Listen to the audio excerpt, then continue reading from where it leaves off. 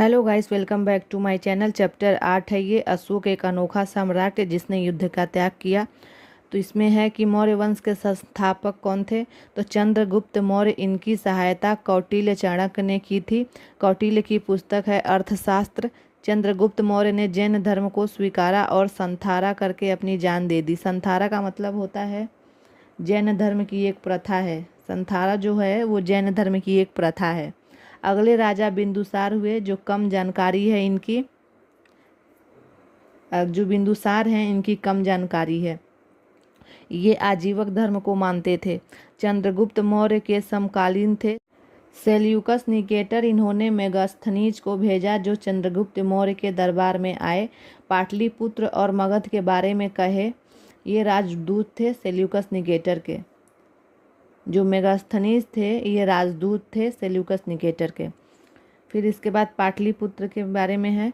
570 बुर्ज व 64 द्वार हैं। राजा का महल लकड़ी का है, जिसमें खूबसूरत नक्काशी है। इसके बाद आ जाता है अशोक के बारे में। तो बिंदुसार के मरने के बाद उत्तराधिकारी का युद्ध लड़े अशोक।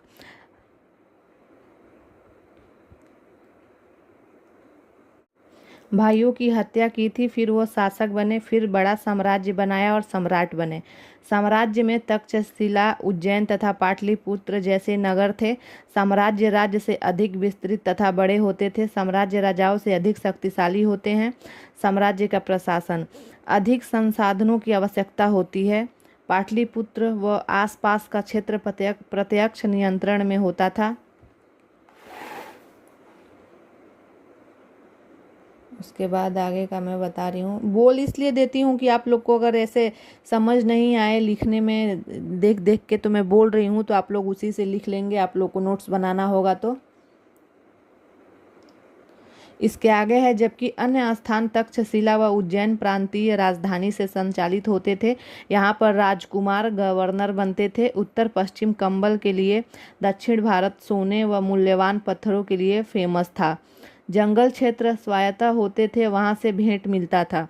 अशोक का कलिंग का युद्ध, ये अपने शासन के 8वें साल में कलिंग, जो उड़ीसा में है, कलिंग पर युद्ध किया, जिसमें 1.5 लाख बंदी बनाए गए, 1 लाख मारे गए। अशोक अत्यंत दुखी हुए और युद्ध का त्याग कर दिया।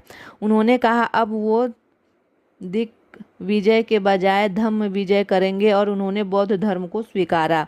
अशोक का धम्म क्या है? तो ये संस्कृत का पाली शब्द है। धम्म को धम्म कहा जाता है। संस्कृत का पाली शब्द है ये इनका धम्म था। जीवों पर दया, सभी धर्मों का आदर, बड़ों का सम्मान, श्रमणों व ब्राह्मणों को दान, नैतिक जीवन जिसमें अहिंसा का पालन हो। अशोक के संदेश स्तंभों व शिलालेखों पर मिले हैं। अशोक के बाद, मौर्य साम्राज्य के बाद, उत्तर पश्चिम में 4 बाह्य आक्रमण हुए।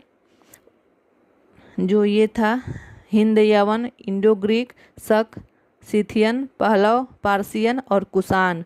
उसके बाद से है उत्तर व मध्य भारत में नवीन भारतीय राज्य आए, जिसमें 3 हैं, शुंग वंश, कर्ण वंश और सातवाहन वंश।